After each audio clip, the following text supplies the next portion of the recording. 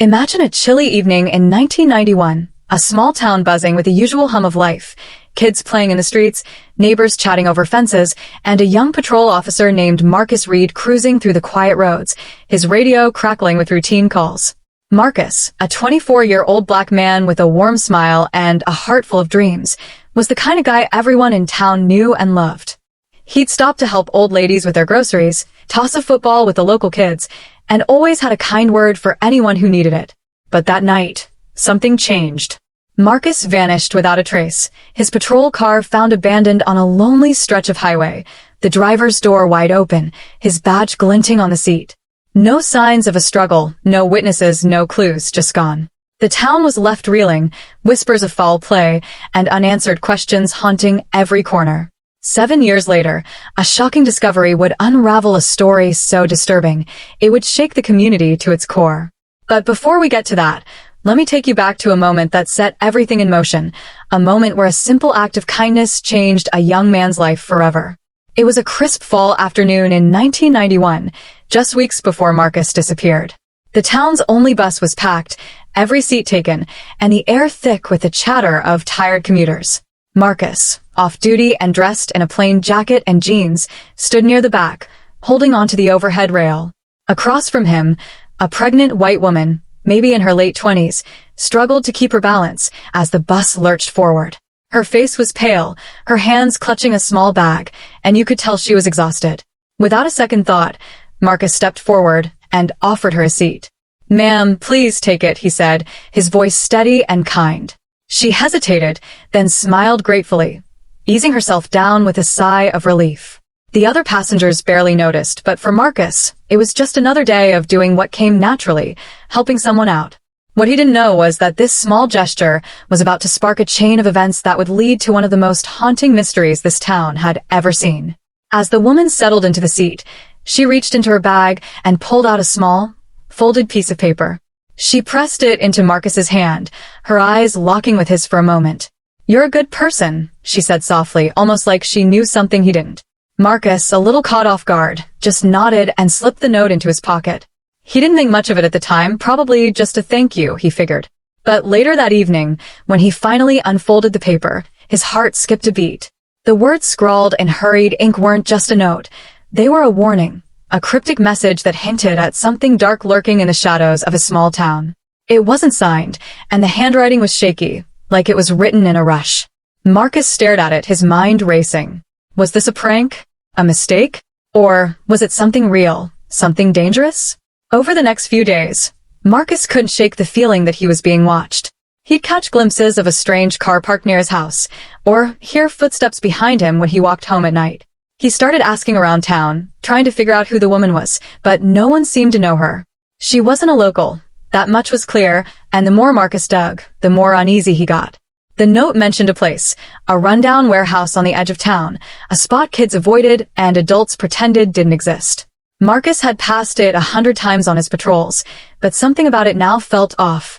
Against his better judgment, he decided to check it out one night after his shift.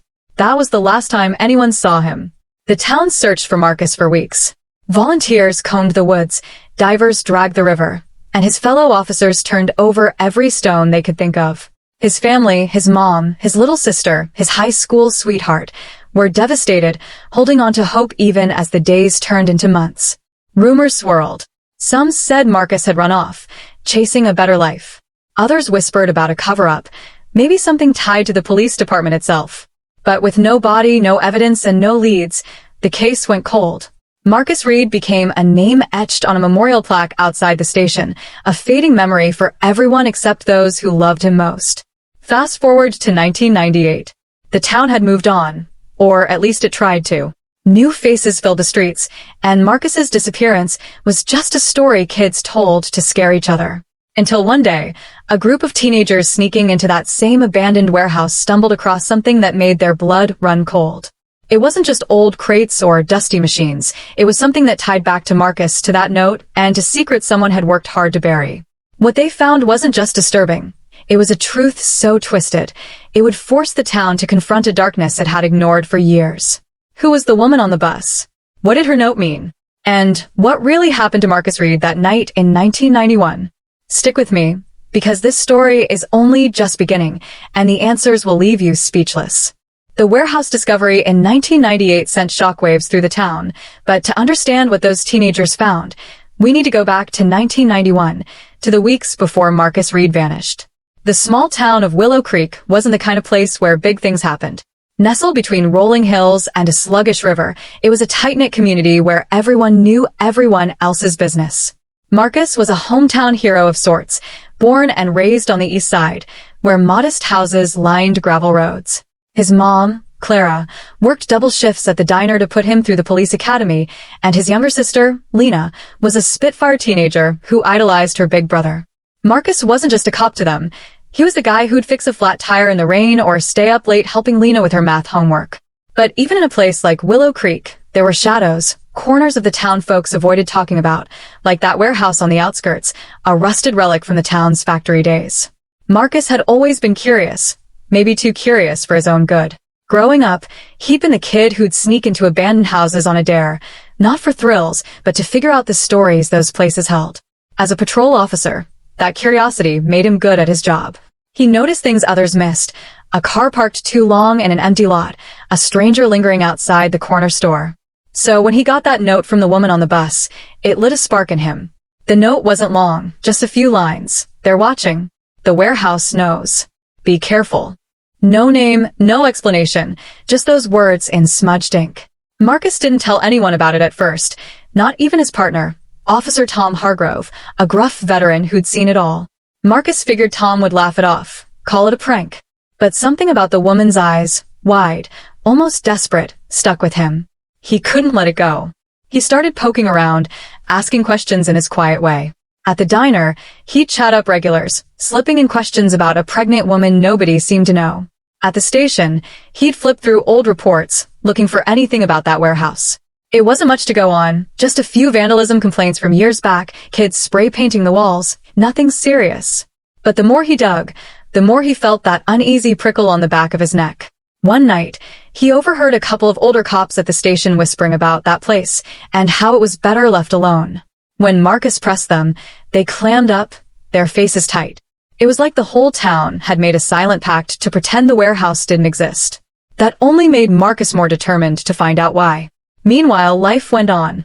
Marcus kept patrolling, kept smiling, kept being the guy everyone could count on. But those closest to him noticed a change. Clara saw it in the way he'd stare out the kitchen window, lost in thought. Lena noticed he wasn't joking around as much, his laugh a little forced. His girlfriend, Sarah, a nurse at the local clinic, tried to get him to open up, but he'd just shake his head and say he was fine. He didn't tell them about the note or the warehouse. Maybe he didn't want to worry them, or maybe he wasn't sure himself what he was chasing. But one thing was clear. Marcus was on edge, and it wasn't just the note. There were other signs, small, easy to miss. A black sedan with tinted windows that seemed to follow him on his rounds. A phone call to the station that cut off as soon as he answered. And then there was the night he thought he saw someone standing outside his house, just beyond the streetlight's glow, gone when he blinked. The night Marcus disappeared, he told Sarah he was working late, covering an extra shift. It wasn't unusual. He often picked up overtime to help with his mom's bills. But when his patrol car was found the next morning, abandoned on Route 17 with the keys still in the ignition, it didn't add up. His radio was silent, his logbook untouched since 10 p.m. The only thing out of place was his badge, left on the driver's seat like it was placed there on purpose. The sheriff's department tore through every lead they could think of. They questioned everyone Marcus had talked to in the days before, but nobody knew anything, or if they did, they weren't talking. The warehouse came up once, in a tip from an anonymous caller who hung up before giving details. A search team checked it out, but found nothing, just dust and broken glass. Or so they said. For 7 years, Marcus's disappearance hung over Willow Creek like a storm cloud that wouldn't break. Clara kept his room exactly as he'd left it, his police cap still on the dresser. Lena threw herself into school, determined to become a detective and find out what happened to her brother. Sarah moved away, unable to stay in a town full of memories. The warehouse stayed empty, a silent giant on the edge of town, its windows like dark eyes watching the years pass. Kids dared each other to go near it, spinning stories about ghosts and curses, but nobody took it seriously. Not until 1998, when those teenagers broke in looking for a thrill and found something they couldn't unsee. It started as a dare, the kind of stupid thing kids do to prove they're fearless.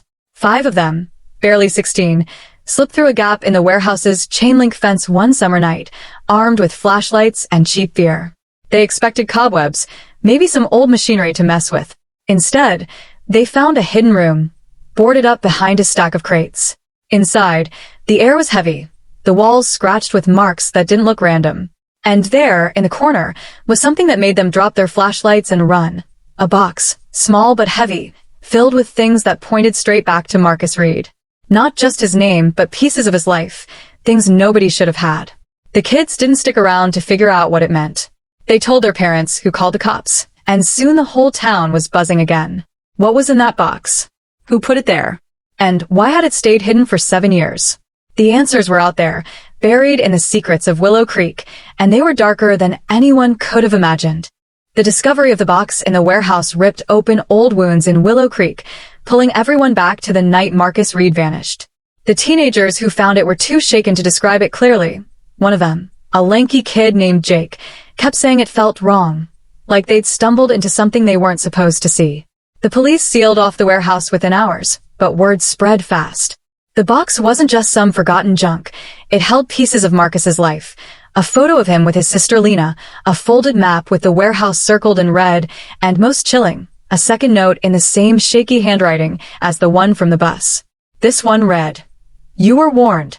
They see everything." The town was buzzing with questions. Who were they? How did this box end up hidden in a place nobody went near? And why was Marcus's name tied to it? The answers were out there, but they were tangled in a web of secrets that stretched far beyond one missing cop. Back in 1991, Marcus wasn't the only one feeling the weight of something off in Willow Creek. His partner, Tom Hargrove, had been acting strange in the weeks before Marcus disappeared. Tom was a 20-year veteran, the kind of cop who knew every back road and every face in town. He was gruff but fair, always quick with a joke to lighten the mood. But Marcus had noticed Tom getting quieter, his eyes darting to the side whenever the warehouse came up in conversation. One night, over beers at the local bar, Marcus tried to ask him about it, keeping it casual. "Ever check out that old warehouse on Route 17? He'd said, watching Tom's face. Tom's jaw tightened, and he took a long swig before muttering, "Some places are better left alone, kid." Marcus didn't push, but he couldn't shake the feeling that Tom knew more than he was letting on. Was Tom hiding something, or was he just tired of a rookie's questions? Either way, Marcus didn't bring it up again, not with Tom, at least. Meanwhile, Lena, Marcus's little sister, was starting to piece things together on her own. She was only 15 when Marcus vanished, but she'd always been sharp, the kind of kid who'd eavesdrop on adult conversations and figure out what they weren't saying. After Marcus disappeared, she started sneaking into his room at night, going through his things for clues. She found a notebook tucked under his mattress, filled with scribbled notes about the warehouse, the woman on the bus, and names she didn't recognize, people who didn't seem to exist in Willow Creek. One name kept coming up, Elliot.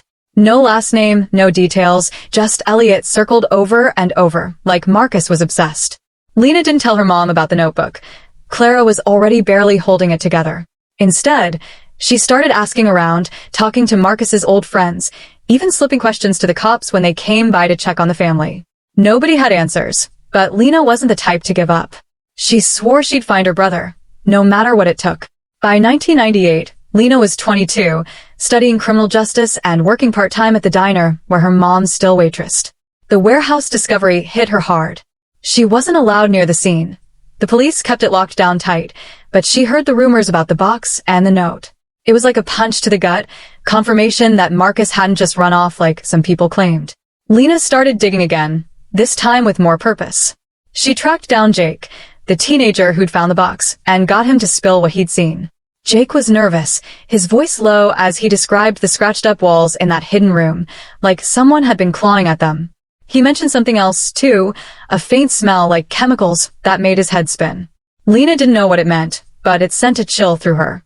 She started wondering if Marcus had stumbled onto something bigger than a small-town mystery, something that got him in over his head. Another angle came from Sarah, Marcus's old girlfriend, who'd moved to a nearby city after he disappeared. She tried to leave Willow Creek behind, but the news about the warehouse pulled her back. Sarah had always felt guilty for leaving, like she'd abandoned Marcus's memory. When she heard about the box, she drove back to town, her hands shaking on the wheel. She hadn't told anyone at the time, but the night before Marcus vanished, they'd argued. He'd been distant, snapping at her for no reason, which wasn't like him. When she pressed him, he'd let slip something about people who don't want to be found. She thought he was talking about a case, maybe a runaway, but now she wasn't sure. Had Marcus been trying to tell her something? Sarah went to the police station, hoping to talk to Tom Hargrove, but found out he'd retired a year after Marcus disappeared and moved out of state. Nobody knew where he was now, and that only made Sarah more uneasy. Was Tom running from something? 2. The town itself was splitting apart under the weight of the mystery. Some folks wanted to believe Marcus's disappearance was a one-off, a tragic accident. Others whispered about corruption, pointing fingers at the police department or the town council, who'd always been quick to shut down talk about the warehouse. A few older residents remembered strange deliveries to that building back in the 80s, trucks coming in at night, men in suits who didn't look local. Nobody had proof, but the stories kept circling, feeding the unease. The warehouse was no longer just a creepy old building. It was a symbol of everything Willow Creek didn't want to face. And that box, with Marcus's photo and that chilling note, was proof that whatever happened to him wasn't random. As the police combed through the warehouse, they found more than just the box. Hidden in the walls were traces of something odd, chemical residue, the kind you'd find in a lab, not an abandoned factory. The cops kept it quiet, but word leaked, and it only fueled the rumors. Was the warehouse a front for something illegal? Had Marcus gotten too close to the truth? And who was the woman on the bus? The one who'd warned him? Lena, Sarah, and even Jake were all chasing their own leads, but every answer led to more questions. The note's words, "They see everything," hung over the town like a threat. Whoever they were, they'd kept their secret for 7 years. And as the investigation deepened, it was clear they weren't done hiding yet.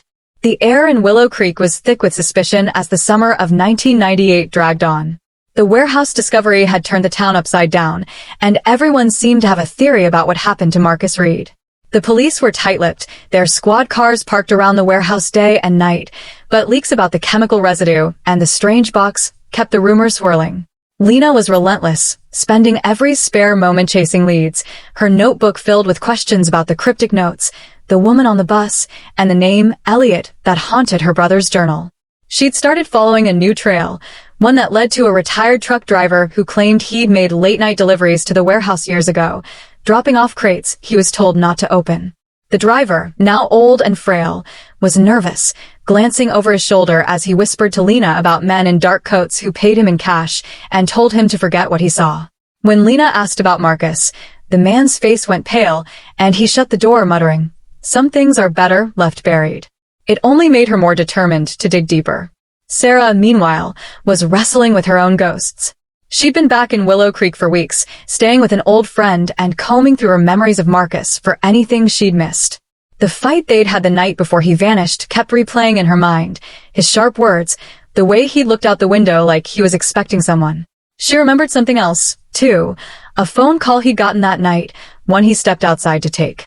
She hadn't thought much of it at the time, but now it felt like a piece of the puzzle.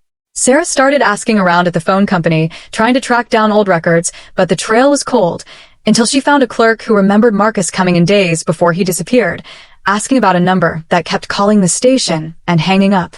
The clerk didn't have much, just a partial number traced to a payphone near the warehouse. It wasn't much, but it was enough to make Sarah's heart race. Was Marcus being watched, just like the note warned? Jake, the teenager who'd found the box, was struggling to move on. His friends had sworn off the warehouse, but Jake couldn't shake the image of that hidden room, the scratched walls, the chemical smell, the note that seemed to burn a hole in his memory. He started having nightmares, waking up in a cold sweat, convinced he'd heard someone whisper, "They see everything," in the dark. Against his better judgment, he went back to the warehouse one night, sneaking past the police tape when the cops weren't looking. He didn't know what he was hoping to find, but something pulled him there, like an itch he couldn't scratch. Inside, the air was heavy, the silence broken only by the creak of the floor under his sneakers. He found the hidden room again, but this time, he noticed something new, a loose floorboard, barely noticeable in the dim light of his flashlight. When he pried it up, his breath caught. Underneath was a small, locked metal case, etched with the initials Amar Marcus Reed. Jake's hands shook as he realized he was holding something the police had missed, or maybe something they didn't want to find. Back at the police station, the investigation was hitting walls. The chemical residue in the warehouse was a dead end. Traces of something industrial, but nothing specific enough to point to a crime. The box with Marcus's photo and the note was locked away in evidence, but the cops were stumped. Some of the younger officers wanted to push harder, but the sheriff, a stern man named Carver who'd been around when Marcus disappeared, seemed eager to close the case. He called the box a prank in a press conference, which only made the town more suspicious. Whispers about a cover-up grew louder, especially when Lena overheard a heated argument between Carver and a retired cop who'd worked with Marcus. The ex-cop, now gray and weathered, was shouting about promises made and keeping things quiet. Lena couldn't hear everything, but she caught enough to know the sheriff wasn't telling the whole truth. Was Carver protecting someone or something? The tension in Willow Creek was like a taut wire, ready to snap. Lena, Sarah, and Jake were each chasing their own threads, unaware of how close they were getting to the heart of the mystery. Lena tracked down a lead on Elliot, finding an old newspaper clipping about a man named Elliot Vaughn, a chemist who'd worked at a lab outside town in the 80s. The lab had shut down under strange circumstances, and Vaughn had left Willow Creek soon after. Could he be the Elliot in Marcus's notebook? Sarah, meanwhile, was piecing together the phone calls, realizing the payphone near the warehouse had been used to call Marcus's patrol car radio the night he vanished. And Jake, too scared to open the metal case he'd found, hid it in his backpack and told no one, not even his parents. He kept seeing that black sedan from his nightmares, parked just down the street from his house, its tinted windows hiding whoever was inside. One night, the three of them, Lena, Sarah, and Jake, ended up at the diner, drawn together by chance or fate. Lena recognized Jake from the warehouse story, and Sarah overheard them talking about Marcus. They sat in a corner booth, the fluorescent lights buzzing overhead, and shared what they knew. Lena showed them Marcus's notebook, Sarah mentioned the payphone, and Jake, after hesitating, admitted he'd found the metal case. They didn't open it, not yet, but the weight of it sat between them, heavy with secrets. As they talked, the diner's front door jingled, and a man in a dark coat stepped inside, his eyes scanning the room before landing on their table. He didn't move, just stood there, watching. Lena's heart pounded as she recognized the same uneasy feeling Marcus had described in his notes. Sarah gripped her coffee mug, and Jake's face went white. The man turned and left without a word, but the message was clear. Someone was still watching, and they didn't want the truth to come out. What was in that case? Who was Elliot Vaughn? And what had Marcus uncovered that made him a target? The answers were closer than ever, but so was the danger, lurking just outside the diner's glow. The diner's fluorescent lights flickered as Lena, Sarah, and Jake sat frozen in their booth, the memory of the man in the dark coat burning in their minds. The metal case Jake had found in the warehouse sat in his backpack under the table, its weight pulling at their thoughts like a magnet. They didn't dare open it, not there, not with the feeling of being watched still hanging over them. Lena broke the silence, her voice low. We need to figure out what's in that case, but not here. Somewhere safe. Sarah nodded, her hands still tight around her mug, while Jake just stared at the table, his fingers twitching. They agreed to meet the next night at Lena's house, where they could open the case away from prying eyes. But as they left the diner, the black sedan was back, parked across the street, its engine idling. None of them said it out loud, but they all felt it. Whoever was behind Marcus's disappearance was circling closer, and the secrets in that case might be the key to everything, or the thing that put them all in danger. The next morning, Lena woke up to a voicemail on her answering machine, one that made her blood run cold. It was from Tom Hargrove, Marcus's old partner, who'd left town years ago. His voice was rough, like he hadn't slept in days. Lena, it's Tom. Don't go near that warehouse. You're stirring things up, and you don't know what you're dealing with. Call me back. The message cut off abruptly, and when Lena tried the number, it was disconnected. She hadn't heard from Tom in years. Not since he'd shown up at her mom's house after Marcus disappeared, his eyes red and his words vague. How did he know she was digging into the warehouse? And why was he warning her now? Lena's gut told her Tom wasn't just a concerned ex-cop. He was scared, and that made her more certain than ever that the answers to Marcus's disappearance were tied to something bigger, something the town had buried deep. Sarah, meanwhile, was chasing her own lead. She'd managed to get a hold of an old phone company contact who pulled records from 1991, and what she found was a shock. The payphone near the warehouse had made multiple calls to Marcus's patrol car radio in the days leading up to his disappearance, all at odd hours, all hanging up after a few seconds. But there was something else. One call, made the night Marcus vanished, lasted nearly a minute. Someone had spoken to him, and Sarah was willing to bet it wasn't a prank. She drove to the payphone, now rusted and barely working, and stood there, staring at the warehouse in the distance. That's when she noticed a faint mark on the payphone's metal casing, a scratch symbol, like a circle with a slash through it. It was the same symbol she'd seen in Marcus's notebook, tucked in the margins like an afterthought. Her heart sank as she realized Marcus had been here, maybe following the same trail she was on now. What had he found that made him a target? Jake was falling apart. The metal case was hidden under his bed, but he couldn't stop thinking about it. He hadn't told Lena or Sarah the whole truth, that when he'd pried up the floorboard in the warehouse, he'd seen something else. A trapdoor, barely visible, leading to a basement level nobody had mentioned. He'd been too scared to open it, but the memory of it gnawed at him. That night, unable to sleep, he pulled the case out and stared at the initials MR etched into the metal. His hands shook as he grabbed a screwdriver, but before he could try to pry it open, his phone rang. It was an unknown number, and when he answered, a distorted voice hissed, "Leave it alone, kid, or you'll end up like him." Jake dropped the phone, his heart pounding. He didn't know who him was, but he didn't need to guess. The next morning, he showed up at Lena's house early, his backpack slung over his shoulder, the case still inside. He didn't mention the call, but his pale face and jittery hands said enough. When they finally gathered at Lena's house, the tension was suffocating. Clara was at work, leaving the small living room quiet except for the hum of the refrigerator. They set the case on the coffee table, its scratched surface catching the light. Lena traced the initials with her finger, her throat tight. "This was Marcus's," she said, her voice barely above a whisper. Sarah nodded, pulling out Marcus's notebook and pointing to the symbol she'd seen on the payphone. "He was onto something," she said. "Something tied to that warehouse, and I think this case proves it." Jake hesitated, then blurted out the truth about the trapdoor. Lena's eyes widened, and Sarah's jaw dropped. A basement? The police hadn't said anything about a basement. The three of them stared at the case, knowing that opening it might change everything, but also knowing that someone or something didn't want them to. Just as Lena reached for a hammer to break the lock, a loud knock at the door made them jump.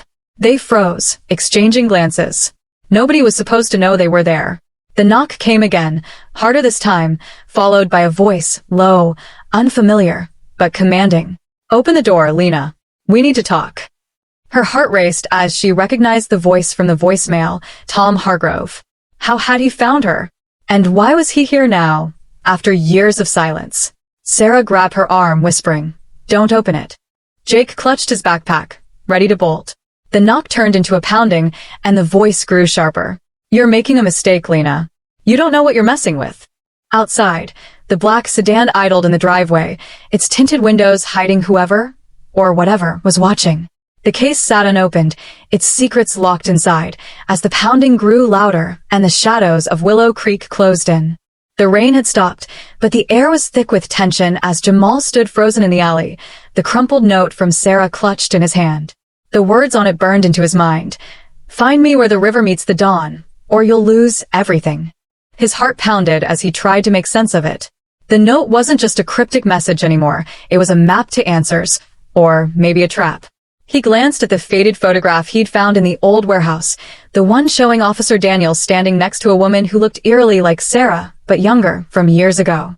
The connection was undeniable now, but what did it mean? Was Sarah tied to Daniels' disappearance in 1991? And why had she chosen Jamal, a kid from the South Side who'd only wanted to do the right thing by giving up his seat on that crowded bus? The city around him felt alive with secrets, the distant hum of traffic mixing with his racing thoughts.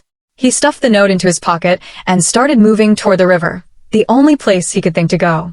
The riverbank was quiet, except for the soft rush of water and the occasional rustle of leaves in the early morning breeze. Dawn was breaking, painting the sky in streaks of pink and orange, but Jamal's focus was on the old dock ahead, its wooden planks weathered and creaking. This had to be the spot Sarah meant. His sneakers sank slightly into the muddy ground as he approached, his eyes scanning for any sign of her, or anyone else. The weight of the past few weeks pressed down on him, The strange looks from his coworkers at the diner, the whispered rumors about Daniel's case resurfacing, and that eerie moment when he'd found the newspaper clipping about a missing woman named Clara, dated just days after Daniel's vanished. Clara's face in the grainy photo had looked too much like Sarah's for it to be a coincidence. Jamal's gut told him he was close to unraveling something big, something that could change everything. But the closer he got, the more he felt like he was being watched. As he reached the edge of the dock, a figure stepped out from the shadows of a nearby willow tree. It was Sarah, her face pale under the dim glow of the rising sun. She looked different now, less like the fragile pregnant woman from the bus, and more like someone carrying a heavy burden. "You came," she said, her voice low but steady. Jamal's hand tightened around the note in his pocket. "What's this about, Sarah? Why me? And what's with the picture of you and Daniels?" Her eyes flickered with something, fear, maybe, or regret, but she didn't answer right away. Instead, she pulled a small, worn journal from her coat and held it out. "This belonged to my mother," she said. Clara. She knew Daniels. They were working on something together, something dangerous. And they paid for it. Jamal's breath caught. Clara was Sarah's mother? The pieces were starting to fit, but the puzzle was still incomplete. He took the journal, its leather cover cracked and faded. Before he could open it, Sarah grabbed his arm, her grip surprisingly strong. "Don't read it here," she whispered, glancing over her shoulder as if expecting someone to appear. "They're still out there, Jamal. The people who made Daniels disappear. They've been watching you since the bus." His stomach dropped. The late-night calls with no one on the other end, the car that seemed to follow him home from work, the uneasy feeling he couldn't shake. It all made sense now. "Who's they?" he asked, his voice barely above a whisper. Sarah's eyes darted to the river, then back to him. "People with power. People who don't want the truth coming out. Daniels was close to exposing them, and my mother, she tried to help him. That's why they both vanished." Jamal's mind raced. He wanted to ask more, to demand answers, but the sound of gravel crunching under tires cut through the silence. A black SUV pulled up near the dock, its headlights slicing through the dawn. Sarah's face went white. "Run," she hissed, pushing him toward the trees. But before he could move, the car doors opened, and two men in dark suits stepped out. One of them held a gun, its barrel glinting in the early light. Jamal's heart thudded as he backed away, clutching the journal. "Jamal Carter," one of the men called, his voice calm but menacing. "You've got something that doesn't belong to you." Sarah stepped in front of him, her hands raised. "Leave him alone," she said, her voice shaking but defiant. "He doesn't know anything." The man smirked, raising the gun. Then why is he holding Clara's journal? In that moment, everything clicked for Jamal. The note, the photograph, the journal, it was all connected to a cover-up that had been buried for decades. Daniels hadn't just vanished, he'd been silenced. And Clara, Sarah's mother, had been caught in the same web. Jamal's instinct screamed at him to run, but his feet felt glued to the dock. He looked at Sarah, her eyes pleading with him to trust her, to keep the journal safe. But then, a voice from behind the men stopped everyone cold. "Lower the gun, Marcus," it said, calm and commanding. Jamal turned, his breath catching as a woman stepped into view. She was older, her hair streaked with gray, but her face was unmistakable. It was Clara, alive. Sarah gasped, stumbling back. "Mom," she whispered, tears welling in her eyes. Clara's expression was unreadable, but her next words sent a chill through Jamal. "I'm sorry, Sarah. I never wanted you to find me like this." The men hesitated, glancing between Clara and Jamal. The one called Marcus lowered his gun slightly, but his eyes stayed locked on the journal. "You shouldn't have come back," Clara said, her voice heavy with sorrow. "Not after all these years." Jamal's mind spun. Clara was alive? Then why had she let her daughter believe she was gone? And what did this have to do with Daniels? He opened his mouth to speak, but Clara raised a hand, silencing him. "You've got no idea what you've stumbled into, kid," she said. "Give me the journal, and you can walk away." But something in her tone didn't sit right with Jamal. It wasn't protective, it was desperate. He glanced at Sarah, who was staring at her mother like she was seeing a ghost. The tension in the air was suffocating, and Jamal knew he was standing at the edge of something he might not come back from. He tightened his grip on the journal, his heart racing. "No," he said, his voice steady despite the fear clawing at him. "I'm done running. Whatever's in here, people need to know." Clara's face hardened, and for a split second, Jamal saw something dark flicker in her eyes. She wasn't just a victim of this mystery. She was part of it. Marcus raised his gun again, but before he could act, Sarah lunged forward, grabbing his arm. The gun went off, the shot echoing across the river as Jamal dove for cover behind a stack of crates.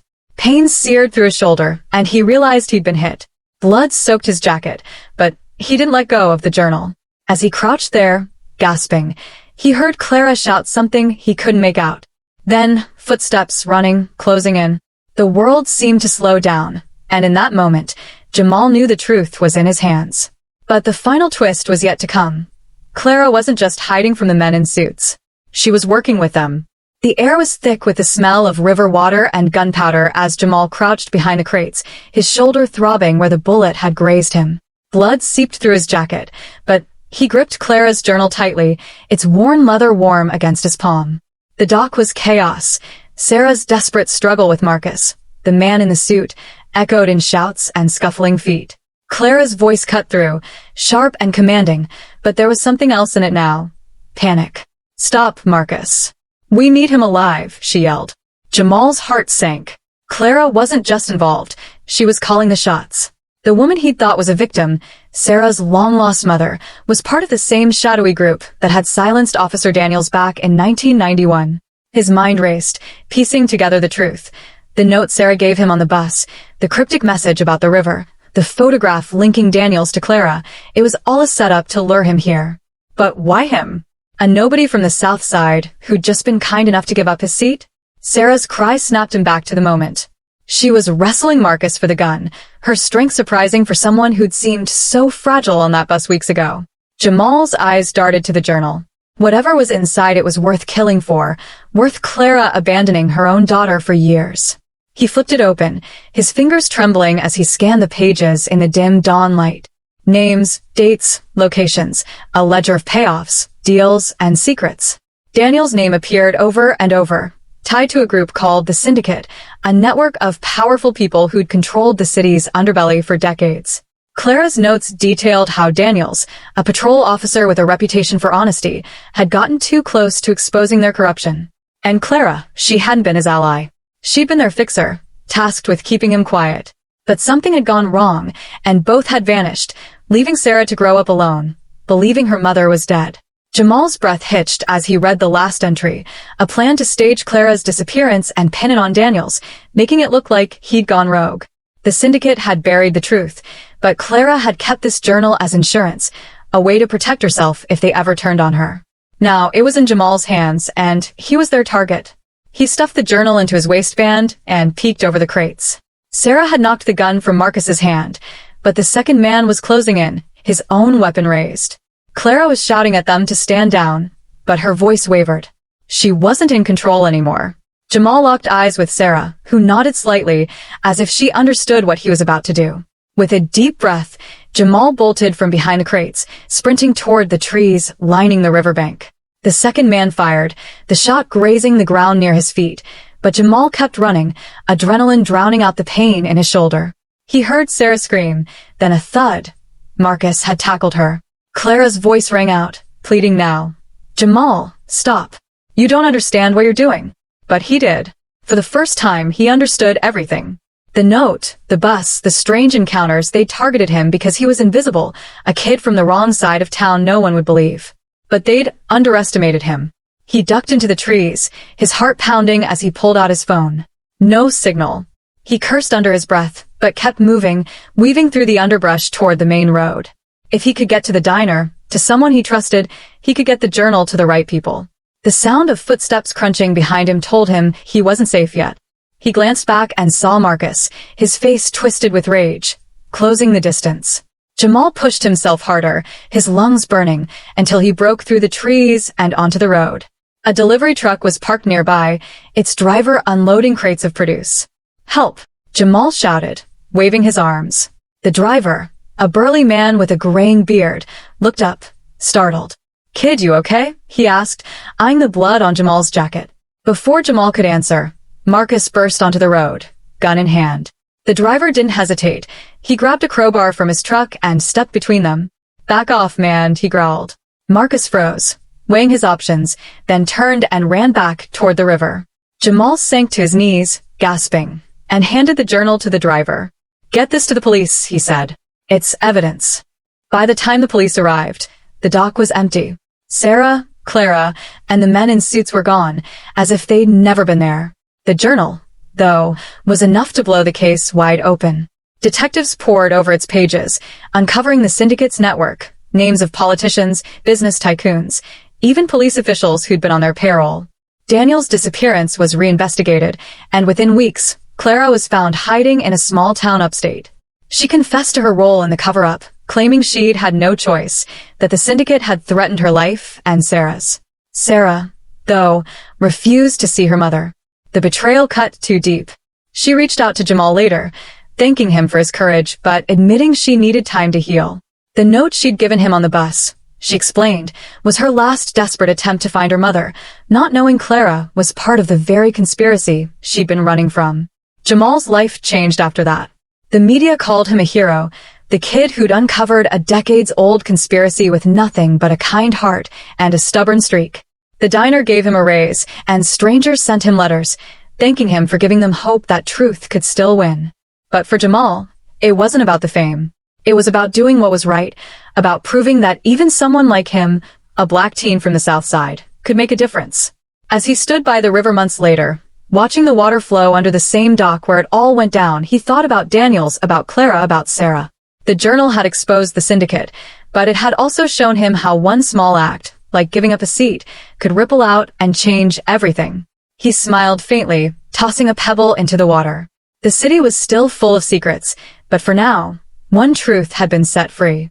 The story of Jamal Carter and the vanished patrol officer became a legend in the city, a reminder that courage doesn't always come with a badge or a title. It comes from the heart, from standing up when the odds are against you. For those watching, it's a call to look closer, to question the shadows, and to never underestimate the power of a single choice. What started as a simple gesture on a bus led to a truth that shook a city. And maybe, just maybe, it's a reminder that the next big story is out there, waiting for someone brave enough to chase it.